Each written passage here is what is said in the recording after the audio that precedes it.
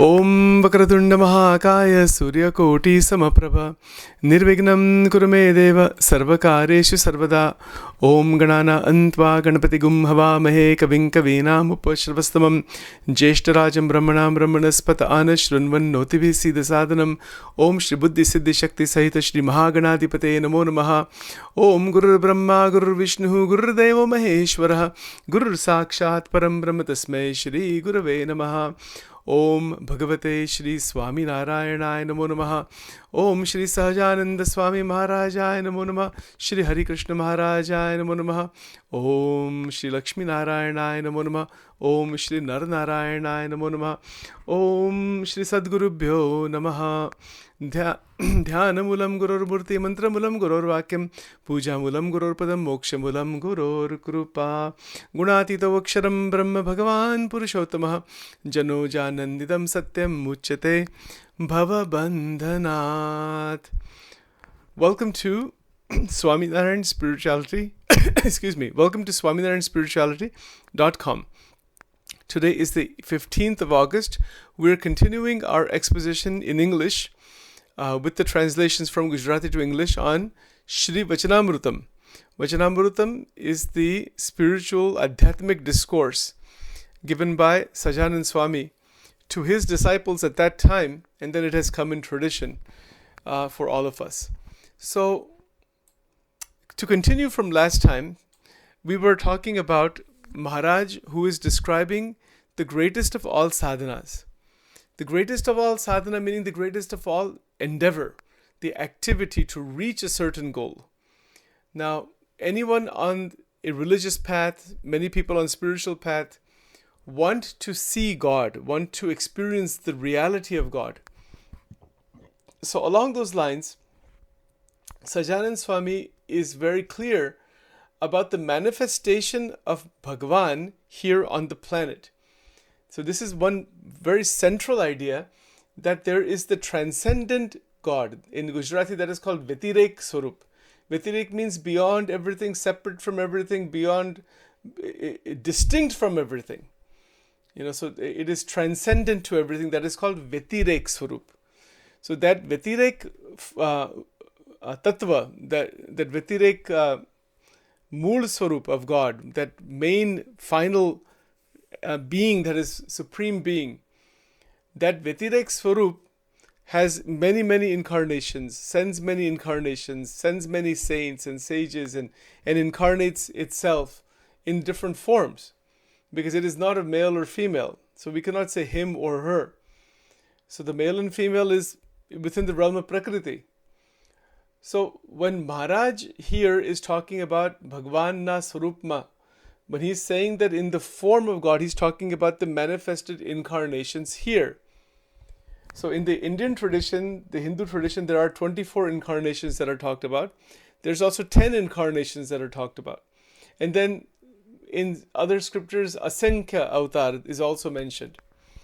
So in Vachanamrut particularly, the Vachanamrut begins with this very fundamental idea that Bhagavan and the form of Bhagavan here is what we have access to. We have access to the form of God. So, and that those forms are the incarnations, and then in the tradition, the Archa Avatar. So, for example, the images in the temple, the murtis in the temples of different gurus are there, the incarnations are there. As I mentioned last time, those are called Archa Avatar, particularly of Bhagavan. So, Sajanand Swami is emphasizing that Paramatma comes here, and then the next point is to keep attachment towards that Paramatma. Attachment in the sense, the manovrutti, the mental connection is to be established with Bhagavan. So Bhakta, Bhagavan, Sambandha. And so that is basically what this first paragraph of the first Vachanamrut is saying. Also, Maharaj explained in here that the manovrutti that is evolved into this type of heightened connection, every kind of yoga is in here. So, because there's no greater attainment than that. Shastra mati biji adhik prapti kahinati in Gujarati. We looked at that yesterday.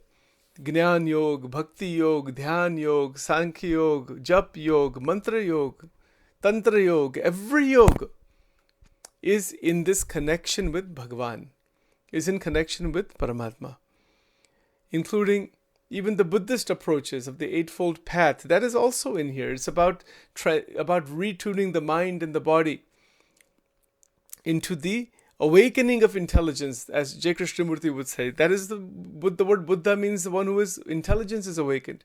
That is also discussed in Vachanamrutam in many places. But the point is that all of that intelligence, that manovritti, is connected with Paramatma. And what is it that happens if the Akhanda Vritti is there? You have Jeev, Ishwar, Maya, Brahm. You can see everything, see all of the spiritual realities. That is what he is referring to here. This is the essence of all the scriptures. This is what we are talking about. Now, if you look at Bhagavad Gita, chapter 12, there are so many verses in the Gita. The whole Gita is talking about this also. The continuous meditation and contemplation and the joy that comes from that. Now, I'm going to give a couple of examples before we move to the next part of the Vachanamrut. Akhanda Vritti is continuous holding the form of God, continuously in connection. So one very simple and easy to understand example, which I have given before in other places, is that if an individual has a $1 billion check, let's say there's a 6-year-old kid, 5 or 6-year-old, 7-year-old kid, who has $1 billion check under that kid's name, and you give to that child, 5-year-old child. That child has $1 billion, has no understanding of what that is, cannot understand what that check represents, is more interested in toys and candies and playing around it with the 5-year-old vritti, 5-year-old mental state. It is something like this. We who are in the beginning stages of spiritual path have been given something so extraordinary, but we don't know what we have been given. So we don't know the mahima of what has been given. The mahima meaning the power and the glory of what is $1 billion. But if a person is 18 years old, 20 years old, 30 or 40 or 50 years old, and is given $1 billion, my God, that you will not forget that for a second. You don't even have to try to remember that. You see, because you have gotten something so incredible, so extraordinary. Now, if you take that analogy, that if a person is given $1 billion check to be cashed 1 year from today is the 15th of August 2022, it is dated for 15th of August 2023. What will the person do during that year? The first thing they will do is to keep that check very safe. They will not lose that. And if the deal is that if you lose that check, you lost. You're not going to get anything. You won't get a replacement. My God, with all one's mind and heart and security, one will keep it locked up and keep with additional security in the home. And God knows what will be done. Maybe placed in a special locker and who knows, right? So that thing is completely secure. I'm drawing an analogy. Similarly, when Sajanand Swami Shriji Maharaj is saying Bhagwan nu Swarup, when this Swarupa of Paramatma we have obtained, and in the form of Bhagwan Krishna, Bhagwan Shankar, Bhagwan Ramchandra ji, and then those who believe in Sajanand Swami as an incarnation, Sajanand Swami himself, and other incarnations are there. If the recognition is there that Paramatma, I have got Bhagwan Sakshat, it's a belief, right? It's a belief to begin with, that $1 billion check you have, you believe that you are going to get that. If you didn't believe it, if you thought it was fake, it was something that was artificial, some joke or something like that, you would just say, oh, this is unreal, this is meaningless. No, but if it's actually genuine, then that is called Nishta. That is called faith. So Nishta means faith in the form of Bhagavan. So from that faith comes vritti. Vritti comes from that Shraddha.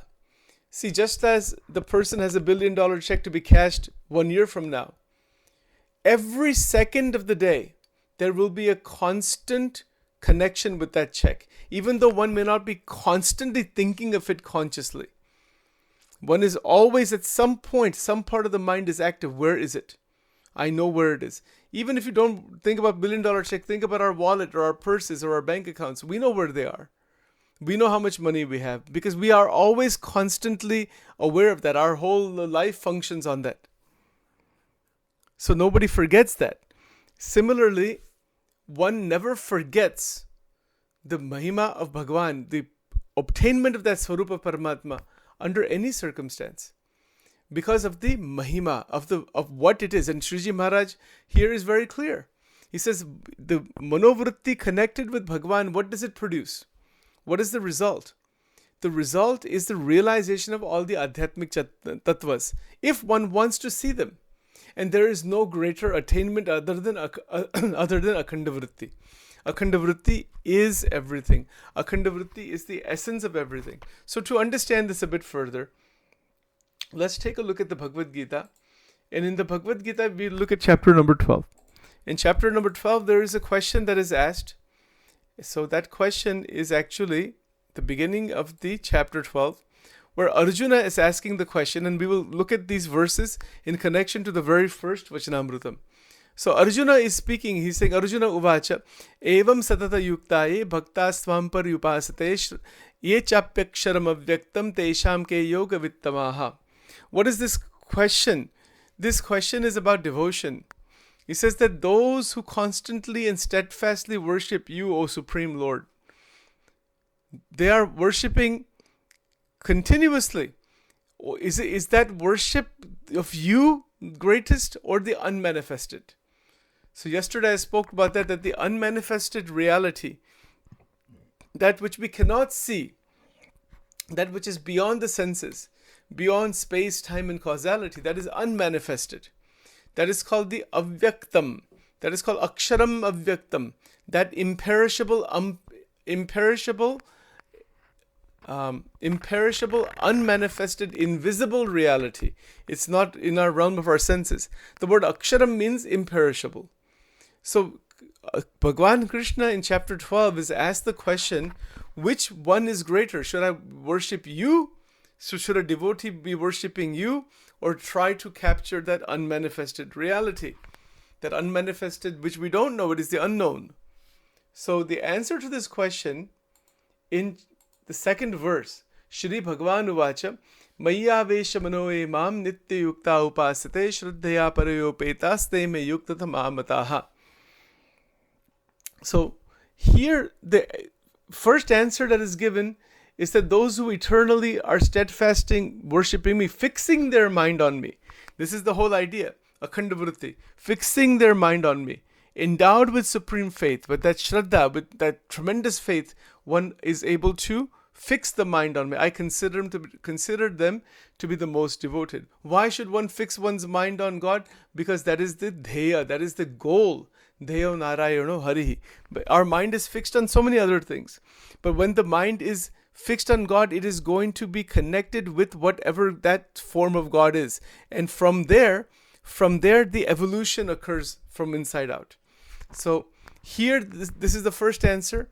Then Sri Krishna is saying further on this point that there are those who are interested in that unmanifested state, anirdesha state. Yatvaksharam anirdesham avyaktam paryupasate. This word anirdesh comes in Vachanamrut also, and Shriji Maharaj said he's speaking from anirdesh.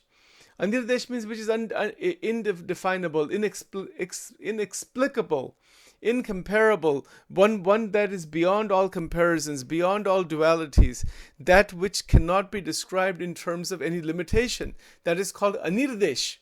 So this word is commonly used in the Swaminarayan Satsang. Maharaj himself talked about the fact that he's speaking from there, from that anirdesh state. He says, so yetvaksharam, yetu aksharam anirdesham. So those who are cherishing, honoring, worshipping that unmanifested, not the form of God, not the Swarupa of Bhagavan here on earth. No, they want to capture the unmanifested reality. Okay, so yetvaksharam anirdesham avyaktam paryupasate. Paryupasate means that they worship tremendously. Sarvatragam achintyam cha. It is achintya. It cannot be thought about. Sarvatragam meaning it is present everywhere in all situations. What this is referring to is the omnipresence of Bhagavan. Now there's a lot of different ways of interpreting this. But this is referring to some unmanifested reality that is present everywhere, that is unthinkable, that is kutastam achalam dhruvam. Kutastha means it's unchanging. It is achalam, it is unmoving, and it is steady and constantly present all the time. So some reality, so now in the Gita, this distinction is made between this unmanifested reality and the manifested reality. Sajanand Swami is going to take that entire idea and take it further from there. So that's the base. So let's keep this in mind, that there is an unmanifested reality which is beyond our senses. So the yogis from ancient times would sit for meditation, sit for dhyan, will sit for contemplation to discover that unmanifested reality. And that is where the Upanishads came from. That is where the Upanishadic teachings came from. The Veda mantras and other things all came from that research, essentially, from meditation, from dhyan, and they heard all the mantras. So that's where that comes from. The Gita talks about that too. So the unmanifested then takes a form here. This is a general idea in Sanatana Dharma, that there is something unmanifested, that is the infinite consciousness. In the Vedantic interpretations, that unmanifested consciousness is called Aksharam, is called Nirakara Akshar. So Akshar without form. So this point of Nirakar Akshar is talked about by Sajanand Swami, Sriji Maharaj, in Vachanamrut Garada number 21. So I'll be pointing these things that are coming up in the future, but they all intersect together. So the Nirakar Swarup, the Nirakar form of Akshar, Sriji Maharaj has accepted that there are two forms of Akshar. This Nirakar form is what the Gita is talking about. Okay, but there is also a Sakar form. That is something new that is not in the Gita. That is in the Vachanamrut. So we'll talk about that later on. But right now here, the whole point is that there is something that is avyakta, that is beyond, that is aksharam, that is absolute, that is anirdesha, that cannot be pointed to in one place or another. And so what is that? There are such people who are worshipping that unmanifested reality. Now the next verse in the Gita, for those individuals who are manifesting that, who are worshipping the unmanifested, what are they like? He says, Samniyam Indriya Gramam Sarvatra Samabuddhaya Te Prapnuvanti Mameva Sarvabhuta Hite Rataha. So here he is saying that those who are worshipping that unmanifested Nirakara Akshara Brahma, Sri Krishna is saying here that they are keeping their senses within good control, within a good boundary. They're even-minded. They're wishing well for all. All of that is present. So he says that they also attain me. Now this is a bit of a tricky subject. In Vachanamrut, this is described that they attain the me, meaning that is they attain Bhagwan. But when do they attain Bhagwan? So they come out of the Nirakara Brahma and come back into the world here, usually because there is some causal body left. And then if they get in contact with Paramatma with form, then they attain me. Otherwise, Sriji Maharaj has said that if the causal body is gone, the Mumukshu, the Bhakta or the Mukta will get lost in Nirakara Brahma and not see the Parabrahma beyond the Nirakara Brahma and not also come into the world of Prakriti. That will be a type of moksha, but it is called Brahma Shushupti. So Brahma Shushupti is talked about, and Sriji Maharaj has said that is not the goal. This is where this differs from Advaita Vedanta. In Advaita Vedanta, the Brahma Shushupti, the Nirakara Brahma, the drop goes into the ocean. That's it. The drop in the ocean become one. The game is over. There is no personal identity left. There is no spiritual identity left. There is no identity of any kind that is separate from anything else. That is Nirakara Brahma. Does it exist? Yes. Is it eternal? Yes. Is it possible to access? Yes. How to access that? Bhagavad Gita is saying here, Samniyam Indriya Gramam Sarvatra Samabuddhaya Te Prapnuvanti Mam Eva Sarvabhuta Hite Rataha. So there, about 80 to 90% of the Sanatana Dharma is along these lines of the Nirakara Brahma. That once the Jivatma is purified through devotion, through Gnan, through any method of any kind, even Akhanda Vritti, as Sriji Maharaj is saying, this Brahma Tattva appears. That the Brahman appears, that me and the Brahman are one. Maharaj himself has said that in the very first Vachanamrut. Maharaj has stated very clearly in the first Vachanamrut that those who have Akhanda Vritti, those who are established in Akhanda Vritti, the Jeev, Ishwar, Maya and Brahma, he says the Swarup of them become revealed if the Bhakta wants that. So what does it mean? That if a sadhaka, if a bhakta, a mumukshu is worshipping the form of God, yes, that form will appear in the mind in other ways, in divine way. But that Brahma, that Nirakara Brahma will also appear. So Nirakara Brahma it will appear as an intermediate stage and so Shriji Maharaj said inside Vachanamrut later on that one who has reached Brahma Sthiti, that me and that Akshara Brahman are one, that Nirakara Akshara Brahman are one. If one stops there, there is no notion of God beyond that. During the time of sadhana, then one will go into Brahma Sushupti with the destruction of the causal body. If the causal body is destroyed, most likely it will not be. And if the causal body is not destroyed, as per the teachings of Vachanamrut and the teachings of many Swaminarayan sadhus, that is a blessing in disguise. The non-destruction of the causal body is a blessing in disguise because the Jivatma will come out of the Nirakara Brahma and have an opportunity to worship Bhagwan with form and then go beyond the Nirakara Brahma to the Paramatma Swayam with form. So all these points are to be kept in mind when we are studying Vachanamrutam.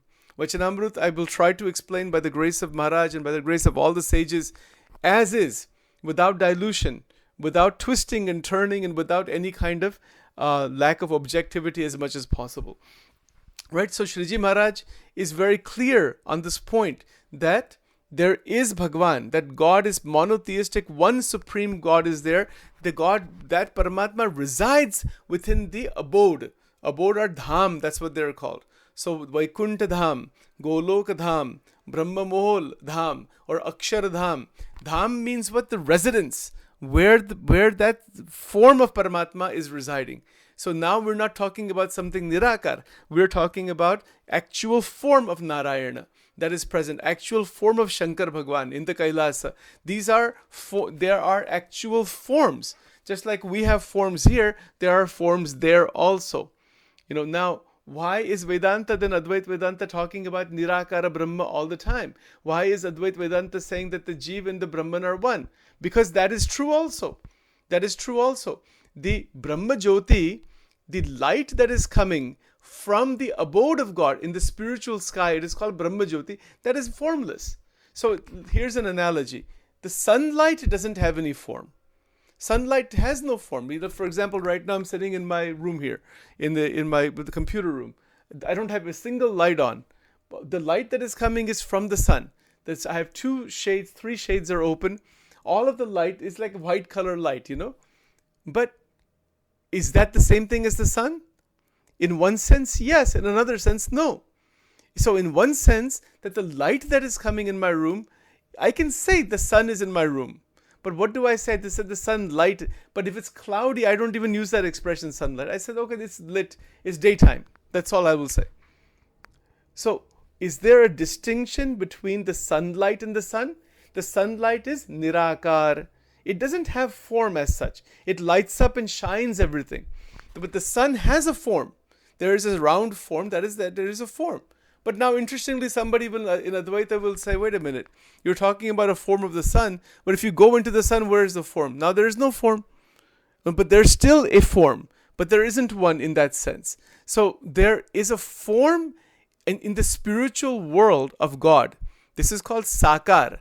See, there's sakar and nirakar.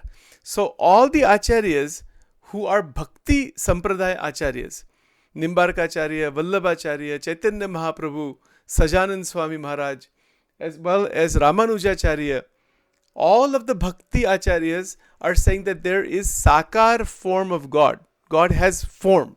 This point should be clear. Sajanand Swami is emphasizing again and again and again emphatically that God has form. And he says that if you do not consider that God has form, if you consider God or Bhagwan as that Nirakar light, as that avyaktam aksharam, that what we were just seeing in the Bhagavad Gita, and the Jivatma has lost the Karana Sharira. The Karana Sharira is destroyed by the awakening of intelligence, by the awakening of this great truth that the Atman and the Brahman are one.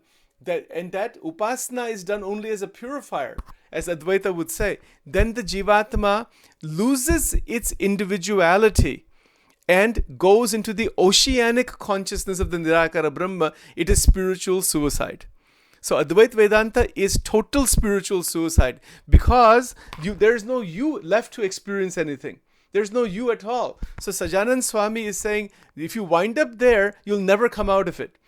So if you wind up in Nirakara Brahma, there's no chance ever under any circumstance of coming out of that Nirakara Brahma if the causal body is gone and the Jivatma and the Brahman are one. But in Advaita Vedanta, that is what the Advaitic teachers want. They're saying, yes, that is who you are. You are that. But even for them to say you are that, they have to come out of it and say that. So that is called Brahma Shushupti. This is written in Garuda Pratham number 64. Now, why do I use the expression spiritual suicide? Because there is no you to experience anything. There is just the one without a second Nirakar light. That is the Satchidananda Brahma Chidananda Rupam. Is it there? Yes. What did Sriji Maharaj say about this? He says that Satchidananda Brahma, that which is Nirakar, and because the Atma is Nirakar. Atma doesn't have any form. This physical body has form and all. Atma has no form.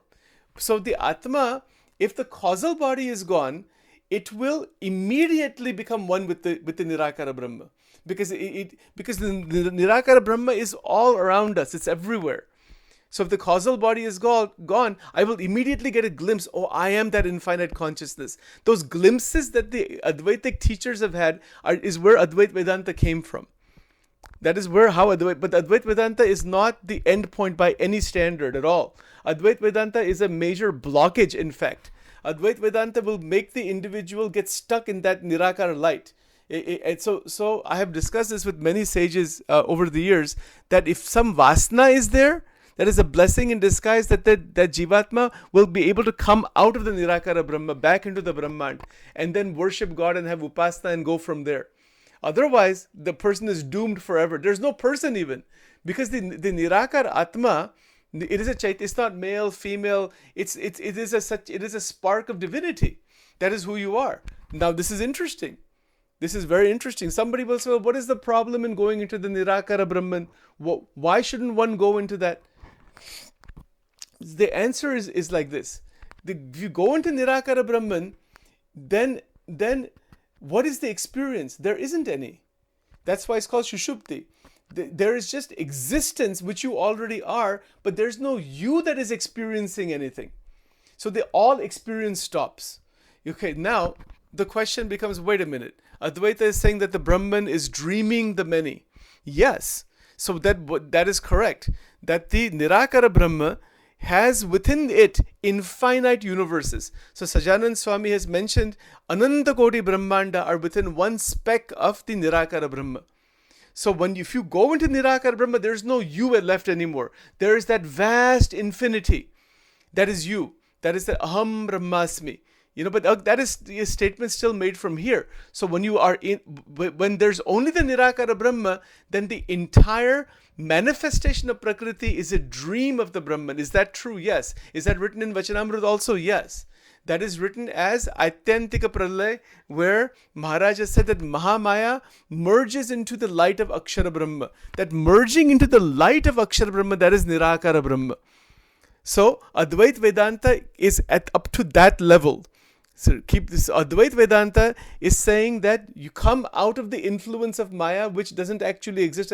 It doesn't exist. It exists as an illusion, as per Advaita Vedanta. Shriji Maharaj is saying, no, it's not an illusion. It has existence, but it is a dependent existence on the Paratpar Purushottam Bhagwan, Swayam Bhagwan Sakshat, the Aksharatit Paramatma. Its power is this Maya. So that this is called Panchbheda, which we will talk about later. The point here that I'm making simply is that people who are wanting to go into that Nirakara form, maximum acharyas in the Sanatana Dharma are about this Brahma and about the Nirakara Brahma.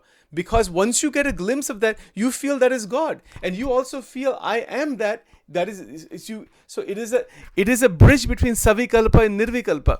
So in Savikalpa you see the Nirakara Brahma and the Jagat. In Nirvikalpa you see only the Brahman only. That's it. So you feel that is all that is there, and you come out of it as an individualized being again. You see? So that is why even Gauda Padacharya, Govinda Padacharya, as well as Shankaracharya, the lineage and Advaitic teachers, they all had experienced that Brahman.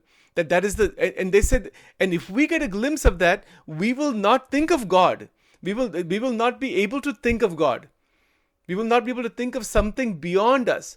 Sriji Maharaj has therefore in Vachanamrut mentioned that in Gujarati he said, Jene Brahma Sthiti thai che, jene Brahmano sakshatkar thayo che, ene pan Parabrahma Bhagwan je che, eno sakshatkar baki che. So he's teaching during the time of sadhana that even is to keep in the mind that if you get glimpses of that Brahman, which you will through the evolution of saintliness, you will get into that maximum state of the Brahman, tremendous state of the Brahman.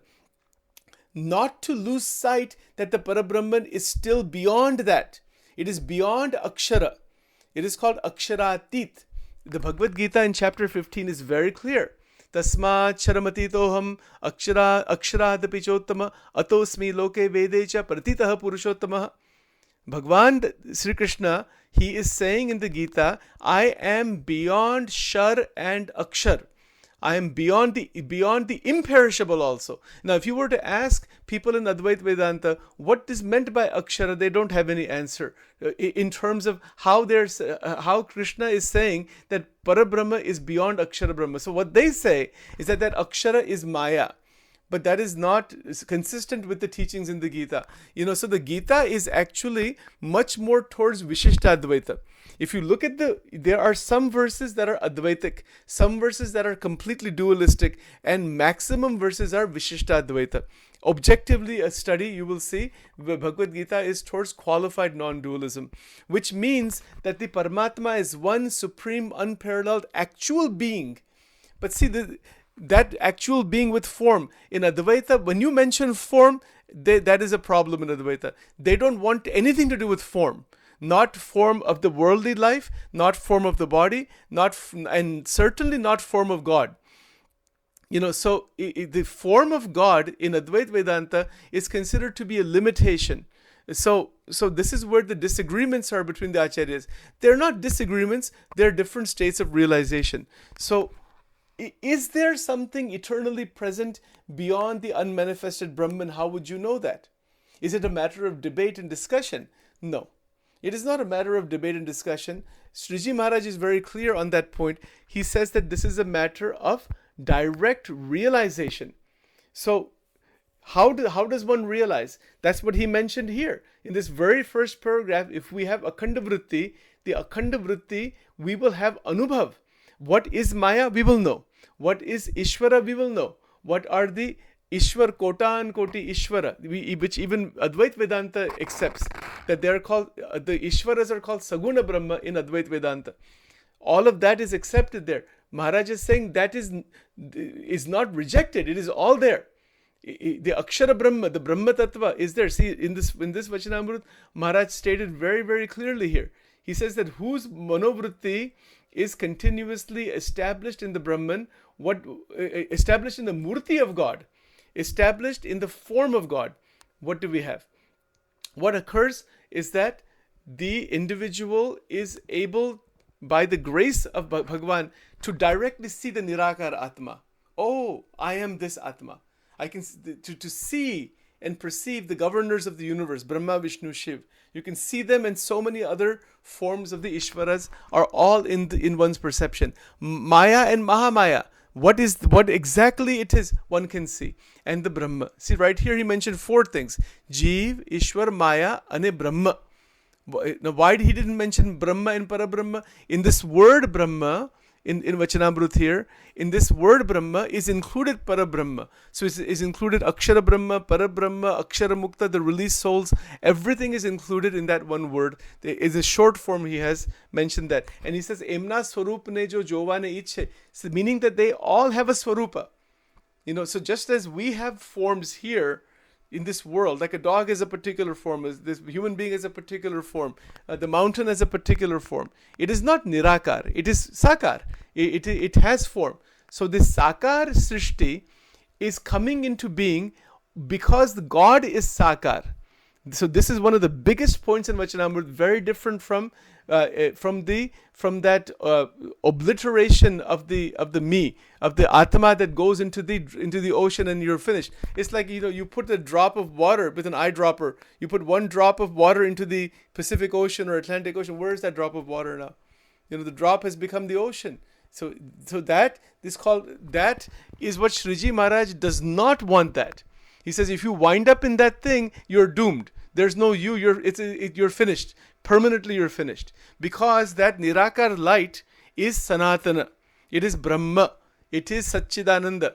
And so what is beyond that light is the Paramatma Sakshat, where the real Ananda, so Satchidananda Brahma is Ananda also. But that Paramatma, that is beyond that Brahman. See, it's like this. Sitting in my room right now, I can see all of the objects in my room because the sunlight is coming through here. But I'm not seeing the sun. Isn't there a distinction between my sitting here and just the sunlight that I can see versus seeing the sun with my eyes? What is the difference? You see, there's a massive difference. Where that light is coming from, that is the sun itself. You see, and it is so bright and luminous and oh my God, and if you've never seen the sun and have only seen the sunlight, how can we say that we have actually seen the fullness of reality? No. So those who are saying that the Brahman is the only thing are, as per Vachanamrut, are only seeing 1/4 of the reality. The other scriptures are describing the Yoga Shastra, the different Bhakti Shastras. There's several other scriptures, and Maharaj is saying that the Bhagavan Swayam is there. That Kishore Murti, it is like a 16-year-old form, 14, 15, 16-year-old form, not male or female. That is Aksharatit Paramatma with form. Now, people like J. Krishnamurti or many of the Advaitic teachers will say this is all some imagination stuff. That's all. Well, if that's the case, if one considers that imagination, the only thing then you are left with is exactly what the Bhagavad Gita is teaching. What you're left with is this Avyakta Swarupa. So in the Bhagavad Gita, what we have here is exactly what Sri Krishna is saying, that if you're not interested in Bhagavan, and you're not interested in God, you don't have any sense that there is God, there is just the one without a second, and you want to go into that, you can go into that. Then there will not be any you left. Once you go in there's no you actually. So it's just the impersonal Brahman, and the third verse in chapter 12 of the Gita is very, very clear. Yetvaksharam anirdesham avyaktam paryupasate. Upasana is done of that Brahman, that Nirakar state. Sarvatragam achintyam chakutastha machalam dhruvam. This is the third verse. And then he also mentions Sanya. Samniyam indriya gramam sarvatra samabuddhaya te prapnuvanti mameva sarvabhuta hite rataha. So eventually those individuals can reach the Paramatma after coming out of that Brahman. That clarification is made in the Vachanamrut. But now Shlok number 5 in the Gita, chapter number 12, is very clear about the difficulty that occurs practically on the mind of an individual who is trying to reach that Brahman without upasana of God. If you try to reach the Nirakar Akshara Brahma with no concept of God, no concept of bhakti, no concept of devotion, no devotion of any kind in any which way, this is what happens. Klesho dikatarastesham avyakta sakta chetasam avyakta hi gatir dukkham deha vadbhiravapyate. The exact manifestation of this verse is J. Krishnamurti. He was experiencing a pain in his neck and was shouting and screaming at night time and all that because his mind cannot handle that intense power of the Nirakara Brahman. See, klesho dhikatarastesham avyakta sakta chetasam.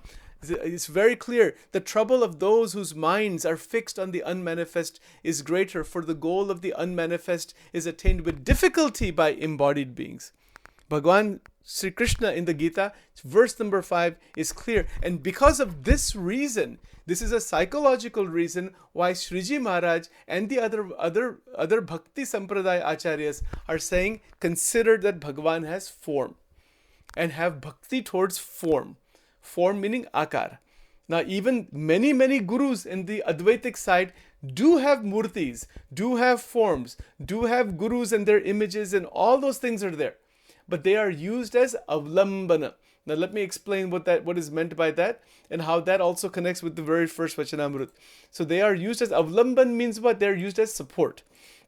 So from somebody who's doing Advaitic sadhana, they want to realize that Brahman. So what kind of sadhana do they do?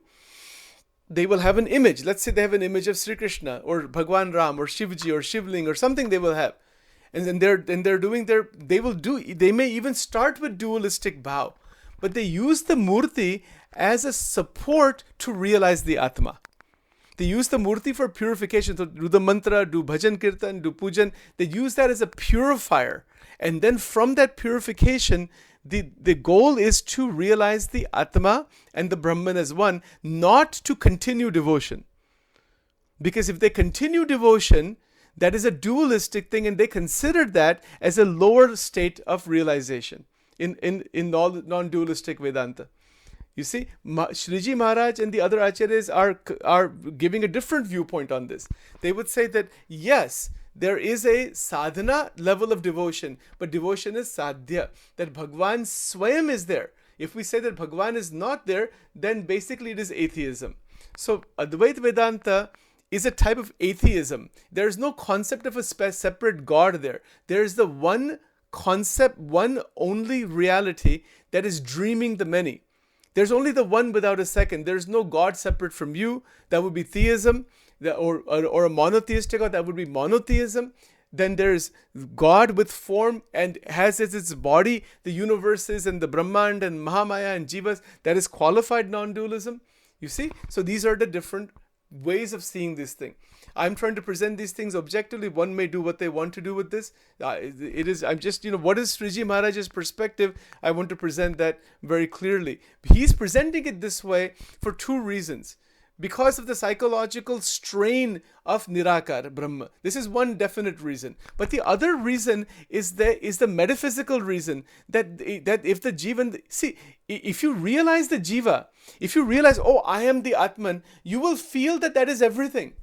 Soham, this Vedic mantra, Soham, Shivoham, Sada Shivoham, all of that. What is that?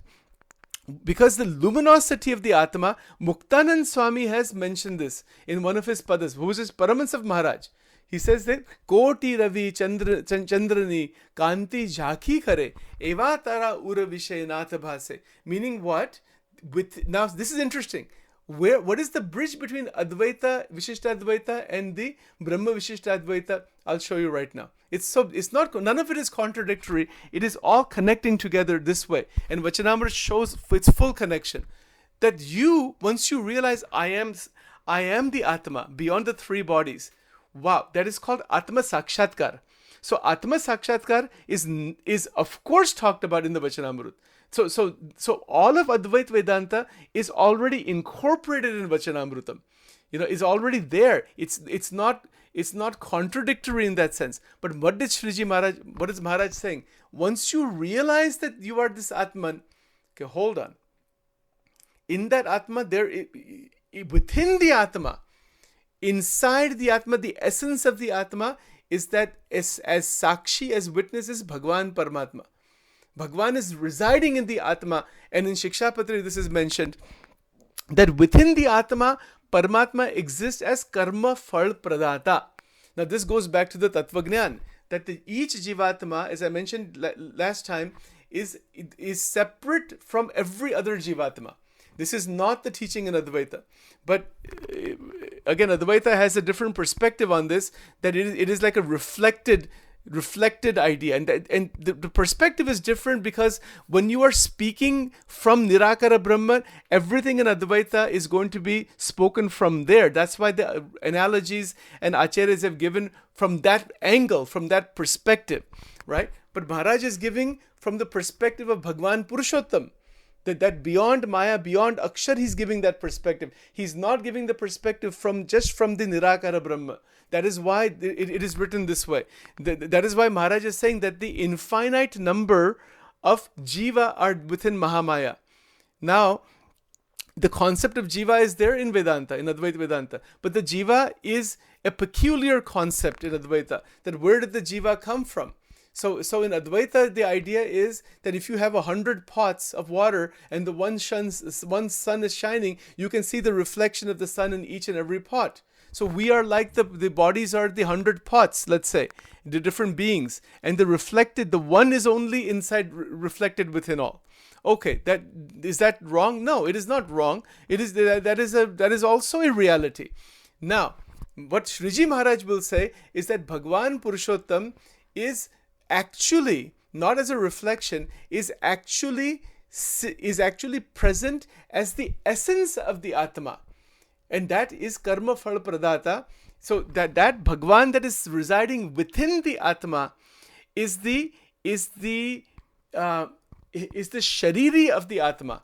So Shariri Sambandha.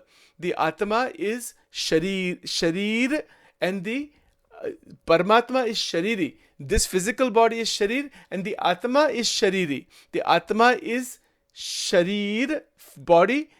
So the Atma is the body of the Paramatma. Yasya Atma Shariram, Yasya Aksharam Shariram. This is the Tattvagnan. It is a tremendous Tattvagnan. So Maharaj is saying that when there is Akhanda Vritti, in the Swarup of Bhagavan that is manifesting here, which we mentioned yesterday, that Akhanda Vritti, what does it do?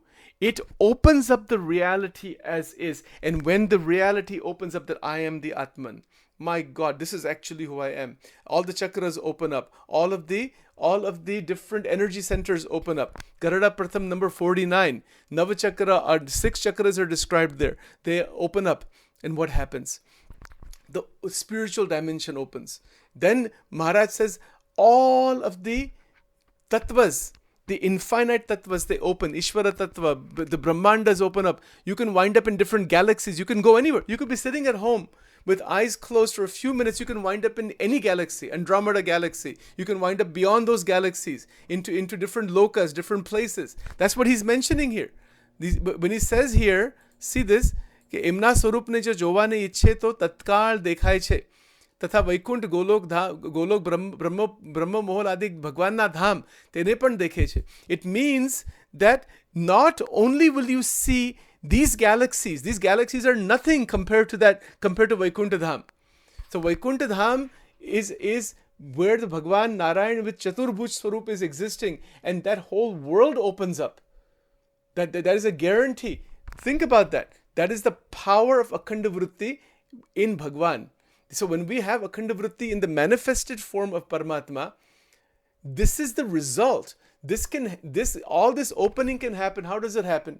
You're sitting for dhyan. You have so much bhajan, kirtan, manan, chintan going on. So much love for Bhagwan. The krupa of Paramatma is such that Supreme Lord, that Supreme being with form, the krupa, Bhagwan krupa sadhya hai. The krupa is such that the bhakta is by force given 4 types of mukti. This is written in Srimad Bhagavatam, and it comes in the Vachanamrut later on. Different types of mukti and anubhav of adhyatma are forced upon the bhakta. The true bhakta is rejecting them also. So these are the heights of devotion which we will talk about later on. So it is called salokya, sarupya, samijya, sayujya. These are the types of liberation that are obtained by the devotee in connection with the Paramatma. One can sit in dhyan, and if the Akhanda Vritti is there, and if the sankalpa comes, I want to see what is Brahmalok, immediately you can sit and immediately the consciousness jumps. straight away into the Brahmaloka. Gopalan Swami mentioned this very, very clearly. In fact, in the ISKCON literature, all of this is mentioned also in many different ways. That you can be sitting with your eyes closed just for a moment, and if you are in a state of akhanda vritti, and if you have a sankalpa that I want to see the heavenly planets, you will be transported to those heavenly planets right away. So this kind of immediacy beyond the factor of time occurs. Gopalan Swami also mentioned that once you go into those divine planets, if you go there for 30 seconds human time, you will feel you are there for thousands of years because you're beyond the pangs of time. So 1 second here is thousands of years over there. So the yogis who have reached this stage of akhanda vritti, once they reach that stage, this tremendous dimension opens up. These are Mahan Atma. They are Mahapurushas. They are sannyasis. They are not how can I say this? These individuals are able to. They could be living in the world as ordinary beings, but if they have akhanda vritti, they can sit for dhyan and Bhagwan appears to them again and again and again and again. It could be a grahastha, it could be a child. Prahladji, in the Srimad, Prahladji was devotee of Vishnu, and his father was trying to kill him. So his father asked him, "Where is your Vishnu?" He says, "He's everywhere." He says, "Is he in that stump?" He said, "Yes, he's in there." He said, broke the stump and Narsimha avatar came out of that. So Bhagwan exists everywhere. Bhagwan is present everywhere, within everything. But the point is that when akhanda vritti comes, akhanda vritti is the ultimate thing.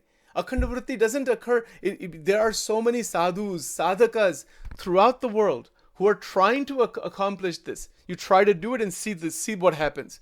The causal body will pull you in 1,000 directions. The mind goes in so many places. Vasanas pull apart the individual. But Shriji Maharaj is very, very clear, very, very powerfully clear that Bhagwan ka jo swarup hai, Bhagwan na swarup ma akhand vritti rakhi, it is chintamani tulya, that whatever you wish for, it will come. It's not, the devotees don't wish for these small things. They are experiencing the rasa of bhakti. They don't want anything from God. But if a sankalpa comes that I want to see how the Rudras exist in the Kailasa, if you want to see that, immediately it will become available to you. At some point it will become available to you. So all of the spiritual reality one is looking for becomes available through Tel Dhara Vritti in Bhagwan. That Tel Dhara Vritti is a tremendous thing. Sachin says Sachin wants to do that. We sit for dhyan, then meditation, then bhajan, kirtan. All sadhanas are in this one sadhana. Bhajan, kirtan, manan, chintan, the oneness with the Brahman, the ashro that is there, the continual abiding in that connection, establishing that connection. Jab prema hi ananta ho gaya, roma roma santa ban gaya. This is the idea that it is called. There's a beautiful pada of Brahmanand Swami. Shwaso shwasa bhajana jab lage, tu tan de tan dora, nath chabi antara mein nirakata jaise chanda chakora. It means that the bhakta is looking at God, seeing God as the chakor pakshi. The chakor is a bird that continuously sees the moon, and it doesn't deflect its vision from the moon for 1 second even. So it is like that. The devotee is constantly looking at the Ishtadevata in the Paramatma and abiding in that form again and again and again and again and again. And in that state by Krupa, the Bhakta is elevated. The Bhakta is taken. Bhakta is elevated into the Mukta state. Bhakta is elevated and Bhagwan Swayam appears. And once a glimpse of Paramatma occurs, even a glimpse of it occurs, all of the running after the sansar, it stops. Sadhana becomes very beautiful. No more sadhana is even there. One is in Sakshatkar. So then one lives in this world to bless the world, to serve the world, but one is no longer seeing the world with that same fear and the difficulty that one was seeing it before. All of that stops. The way this is described in Vachanamrut Garada number 27, the Pratham number 27, that you have a small kuti, like a hut almost like, but you have a saint sitting in there who has mastered ekantika dharma, dharma, gnan, vairagya, bhakti, and is brimming with the realization of Paramatma, has very little stuff around him, has some scriptures and maybe some food here and there, and is constantly engaged, is in that highest of realization. That's such a sage is called Akhandadharak Purush. That such a person is holding Paramatma 24 hours a day, all the time, and so what is the activity in the world? Is the person running after Kam, Krodh, Lobh, Moha, Matsar, Trishna, Irsha, Ahankar, the Raga and Dvesha, Rajogun and Tamogun, all these things that are going on in the sansar? No. Of course not. That person's activity is for the benefit of the sansar. Sarva bhuta hite rataha, as the Gita was just saying. It is a seva for the sansar. It is nothing else. This person doesn't want anything from the sansar. The livelihood, Bhagwan says, I myself will take care of such a devotee. When a devotee decides to continuously connect with God, Bhagwan continuously connects with the devotee. He says, Yoga Kshema Vahamvyam, I myself will take care of that person. No person or through somebody, through some way or another, Bhagwan will come and take care of that person, so to fulfill the goal of realizing that ultimate reality. This is a promise, it is a guarantee, and this is the anubhav of anybody who has intended on Akhanda Vritti. Bhagwan himself or itself or herself, whatever you want to say, will come and through someone, through some situation, through some way, will protect that devotee. Yoga Kshema Vaham Vyaham. This is a guarantee, and that is the anubhav of all sadhakas, all of those who are intent on Akhanda Vritti. And that happened in Prahlad's life, that happened in every devotee's life who are genuine devotees. The suraksha. I'll stop with this today. In Swamini Vata Gunatitanand Swami mentioned, just as hands protect the body and hands protect the throat, and hands, how our hands are used to protect our physical body. He said, similarly, Bhagwan or God protects the devotee all the time. The devotee may be making mistakes, is in sadhana dasha, is doing different things, but the devotee is never lost. My devotee is never lost. That is shown in the Gita. That protection is provided by the Paramatma if the intention is towards Akhanda Vritti. So we will stop here and continue this next time.